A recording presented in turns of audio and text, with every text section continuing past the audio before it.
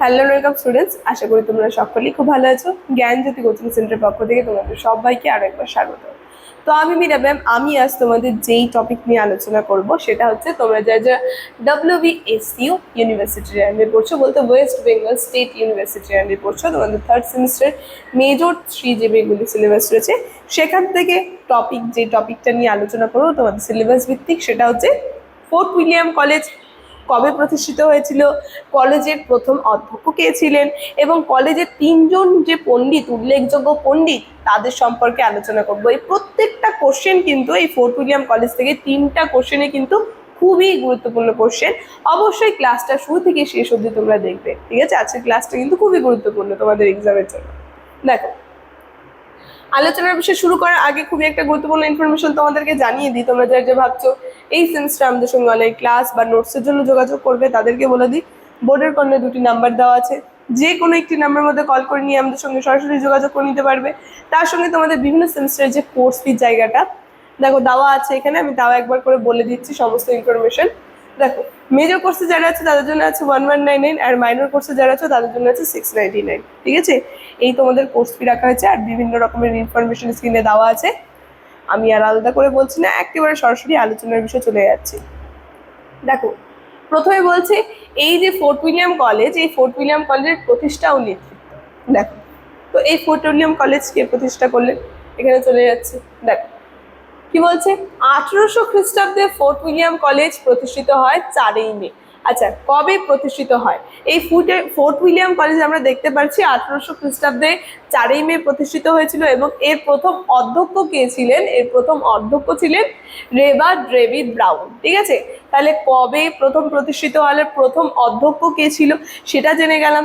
এবার এই fort William কলেজের যে পণ্ডিত বর্গ রয়েছে, ঠিক আছে, এই পণ্ডিত বর্গ থেকে সব থেকে গুরুত্বপূর্ণ কোশ্চেনটা ক্লাসের শুরুতে তোমাদেরকে বলেছি যে 3জন উল্লেখযোগ্য পণ্ডিত যে আছে তাদের সম্পর্কে আমরা জানবো। এই কলেজের সঙ্গে যুক্ত ছিলেন অনেক আর কি স্বর্ণামধ্যন্ত পণ্ডিত, তাদের মধ্যে অন্যতম ছিলেন উইলিয়াম কেরি, রামরাম বসু, মৃত্যুঞ্জয় বিদ্যালয়কর। তো এই হচ্ছে 3জন অন্যতম পণ্ডিত, উল্লেখযোগ্য পণ্ডিত। তো সবার প্রথমে চলেছি আমরা উইলিয়াম কেরি সম্পর্কে জেনে নিই। যেখানে দেখো কি বলছে, এই ফোর্ট উইলিয়াম কলেজ 3জন যে উল্লেখযোগ্য পণ্ডিত রয়েছে, সবার প্রথমে আমরা উইলিয়াম কেরি সম্পর্কে জানছি, যেখানে উইলিয়াম কেরির নামে 2টি উল্লেখযোগ্য গ্রন্থ পাওয়া যায়, ঠিক আছে?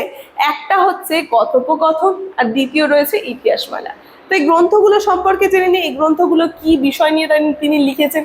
এই গ্রন্থর মধ্যে সংলাপের ঢঙে লেখা গ্রাম্য জীবনের বিবিধ বিষয়, যেমন ভোজনের কথা, কথোপকথন, হাটের কথা, হাটের বিষয়, জমিদারি রায়ত, এইগুলো নিয়ে কিন্তু এই যে আর কি কথোপকথন যে গ্রন্থটা রয়েছে, গ্রন্থটা কিন্তু উইলিয়াম কেরি রচনা করেছে, মানে গ্রাম্য জীবনের যে চিত্র সেটা তিনি ফুটিয়ে তুলেছেন।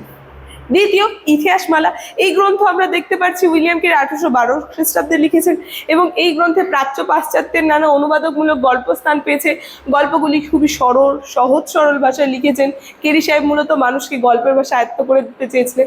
তাই তার রচিত 2টি গ্রন্থগুলি আমরা জেনে গেলাম, এবং গ্রন্থগুলির কি কি বিষয় নিয়ে তিনি লিখেছেন সেই সম্পর্কেও জেনে গেলাম। এরপরে চলে আসে দ্বিতীয় যে পণ্ডিত ছিল রামরাম বসু। তো রামরাম বসু সম্পর্কে আমরা 2টি গ্রন্থ পাবো। তিনি 2টি গ্রন্থ লিখেছেন, একটা রয়েছে রাজা প্রতিপাদিত্য চরিত্র, আর আরেকটি রয়েছে লিপিমালা, ঠিক আছে?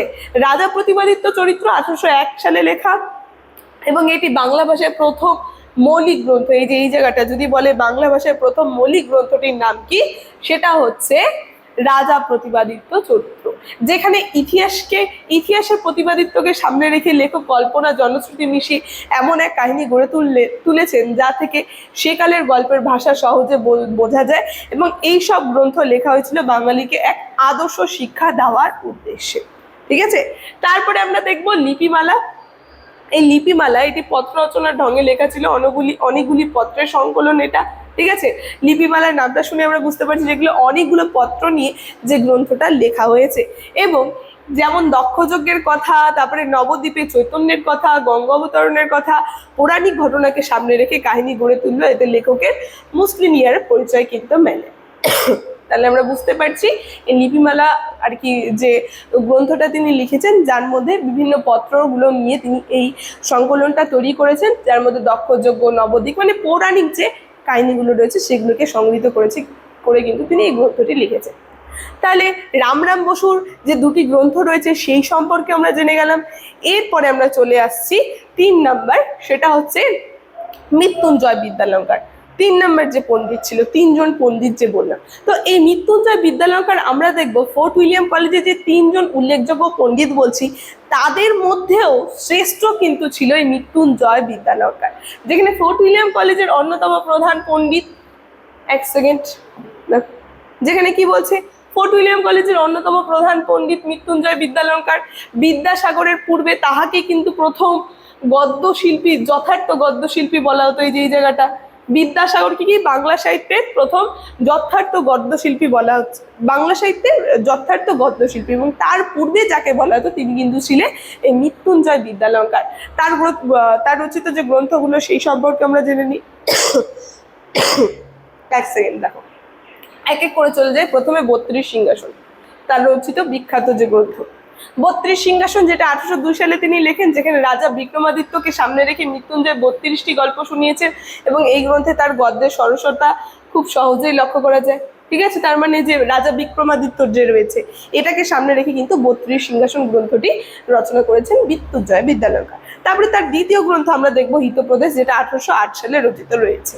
তারপরে দেখো তৃতীয় আমরা দেখতে পাচ্ছি রাজাবলী গ্রন্থ, যেটা 1808 সালেই লিখেছেন।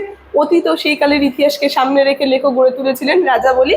সজনীকান্ত দাস এই গ্রন্থ সম্পর্কে লিখেছেন যে বাংলা ভাষায় ভারতবর্ষের সর্বপ্রথম ধারাবাহিক ইতিহাস, তাতে কিন্তু কোনো সন্দেহ নেই। মানে বাংলা ভাষায় সর্বপ্রথম ধারাবাহিক ইতিহাস হচ্ছে এই গ্রন্থ, রাজাবলী গ্রন্থ।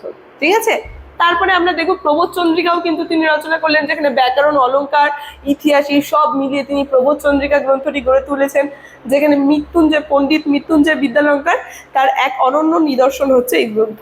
তাহলে আমরা দেখতে পাচ্ছি যেমন উইলিয়াম কেরির 2টি গ্রন্থ আমরা পেলাম, রামরাম বসুর 2টি গ্রন্থ পেলাম, কিন্তু সেখানে মৃত্যুঞ্জয় বিদ্যালঙ্কার কিন্তু অনেকগুলি গ্রন্থ রচনা করেছেন। ঠিক আছে, যে কারণে তাকে শ্রেষ্ঠ পণ্ডিত বলা হচ্ছে। ঠিক আছে, দেখো তাহলে এই যে আছে ক্লাসের আলোচনা কিন্তু আমার এতটাই ছিল, প্রথম থেকে তোমরা পারলে পরে দেখে নিতে পারো। দেখো এক এক করে আছে প্রতিষ্ঠা, নেতৃত্ব, তারপরে যে নেতৃবৃন্দ ছিল উইলিয়াম কেরি, রামরাম বসু, মৃত্যুঞ্জয় বিদ্যালঙ্কার, তাদের গ্রন্থগুলি সম্পর্কেও কিন্তু আমি সংক্ষিপ্ত আকারে আলোচনা করে দিয়েছি। তাহলে আজকে ক্লাসের আলোচনার বিষয় আমি এখানে শেষ করছি। ভিডিওটি শুরু থেকে শেষ অবধি দেখার জন্য থ্যাংক ইউ।